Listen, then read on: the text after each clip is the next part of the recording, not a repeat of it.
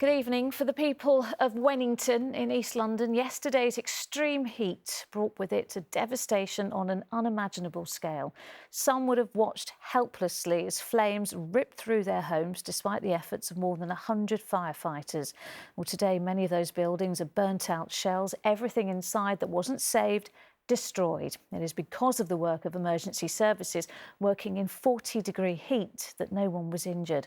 Across the capital, London Fire Brigade responded to 15 major incidents in their busiest day since the Second World War. Our correspondent Simon Harris reports on the cost of the hottest day on record. The fires are out, the smoke has gone, but Wennington will bear the scars for a long time. London's firefighters had their busiest day since the Second World War, and in this East London village it looked as if the Blitz had revisited. Among the properties destroyed were these 4 houses. Carol lived in the one furthest to the left. I'm devastated, absolutely devastated, because I've lived there 58 years. I have my 2 sons, brought them up there, and they're in their 50s. And well, my life's there. It was a lovely home. I'm not boasting now, it was a lovely home and always was. But these things happen and there's not a lot you can do about it. 19 homes and businesses in Wennington were wrecked. The inferno is thought to have started as a small fire in a garden. It just spread so quick. Their whole garden was just completely ablaze within 30 seconds. The trees had gone. So we got the hose pipe back round, tried to dampen down the outside because it's a semi-detached house. We tried to sort of dampen down our side, dampen down their roof so it didn't spread to their interior. But it was just, there was no stopping it at that point.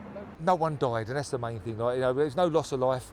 It's only property. I mean, obviously you can't get the memories back, like the photo albums and all the stuff like that. All the ephemera's gone, but it doesn't matter. We'll get a couple of mobile homes in a couple of weeks, and we get it cleared up and upwards.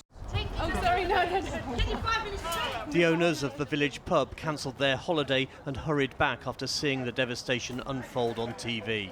Being as our property's safe, just come back to see what we can do. Anyone wants to stay, beds, food, anything like that. So I don't know, we're a bit tired and a little bit upset ourselves, but we'll just see if we can help out. Senior fire officers described the battle to save Wennington as tough. The moorland here is extremely dry, which meant the fire spread very, very quickly, and our firefighters had to drag hose across difficult and arduous conditions. They had to get into people's houses to try and protect them, all whilst dealing that in 40-degree heat. Fire crews were still working today to stop any new outbreaks. 24 hours after the fire started, Wennington was still cordoned off. Much to the frustration of villagers, they were told they couldn't go in to see how badly damaged their homes were. That will have to wait for another day. For now, this small village on the very edge of London is still unsafe. Simon Harris, ITV News, Wennington. Some of the families evacuated after a huge fire ripped through an estate in Dagenham on Tuesday. Today went back to see the full extent of the damage. For many, all that's left are the charred remains of buildings that were once homes. A lifetime of memories gone, and even pets, also part of the family, still missing. From Dagenham, our correspondent Simon Harris reports.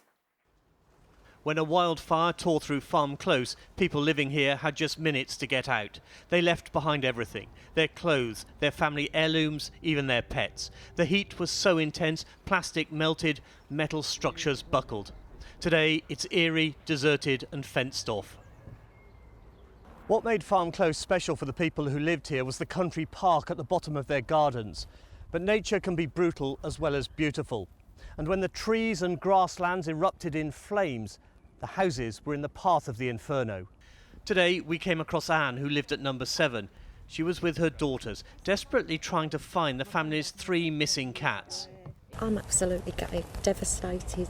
I just can't believe it's happening. I think we're still in shock, to be honest with you. To be honest, it's heartbreaking. It's 32 years of memories in that house. People like Nan and Grandad, our last memories of them are in there. It's very sad. Tinkerbell, Louie and Merlin hadn't been seen since the fire erupted on Tuesday. My babies, I just need anyone that finds my 3 cats, please take them in.